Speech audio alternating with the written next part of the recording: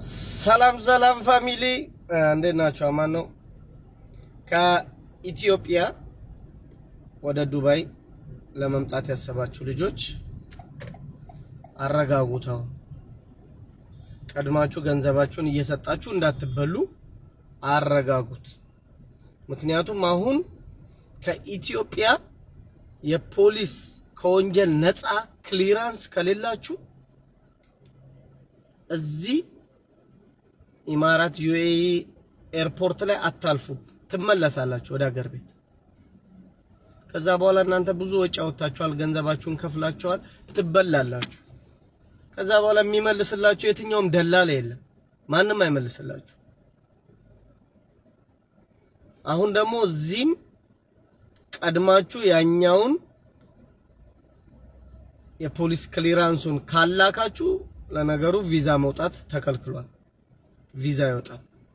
ያው ብዙ በፌክ የሚሞክሩ አሉ፣ አይወጣም።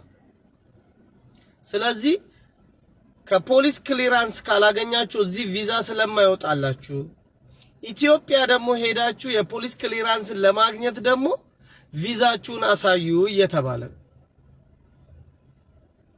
ያለ ቪዛ ደግሞ የፖሊስ ክሊራንስ አንሰጥም እያሉ ነው ኢትዮጵያ። እዚህ ደግሞ ያለ ፖሊስ ክሊራንስ ቪዛ አይወጣም እየተባለ።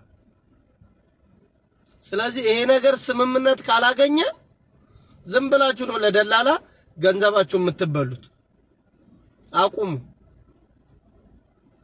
በቃ ምንም አይነት ፕሮሰስ ሳይደረግላችሁ ገንዘብ ቀብድ የሚባል ነገር ነው እየከፈላችሁ የምትበሉት። አብዛኞቻችሁ ትቀልጣላችሁ። በቃ ቀብድ የሚመለስ ገንዘብ አይደለም። አትክፈሉ። እዚህም ቪዛ አይወጣም፣ እዛም ያለ ቪዛ ደግሞ የፖሊስ ክሊራንስ ማግኘት አትችሉ። ስለዚህ ሁለቱ ተስማምተው ወይ ኢትዮጵያ ያለ ቪዛ የፖሊስ ክሊራንስ ማግኘት አለባችሁ፣ ወይ እዚህ ደግሞ መጀመሪያ ያለ ፖሊስ ክሊራንስ ቪዛችሁ ወጥቶ ከዛ በኋላ የፖሊስ ክሊራንሱን ይዛችሁ እንድትመጡ መደረግ አለበት። ሁለቱ ሀገሮች ስምምነት ላይ መድረስ አለባቸው። አሰራሩ እነሱ መግባባት አለባቸው በመጀመሪያ። ስለዚህ እናንተ ማድረግ ያለባችሁ ፕሮሰሳችሁን በቃ ዝም ብሎ ጉዳዩ እስኪስተካከል በነፃ ፕሮሰስ የሚያደርግላችሁ ካለ ሶኬ ያርግላችሁ። አይ ለፕሮሰስ ማድረጊያ ግን ቀብድ ክፈሉ የሚላችሁ ደላላ ካለ እግር ብላ በሉት፣ እንዳትበሉ። ይሄንን መረጃ ፓስ ላድርግላችሁ ብዬ ነው። ፎሎ ማድረግ እንዳይረሳ ቤተሰብ። ይመቻችሁ።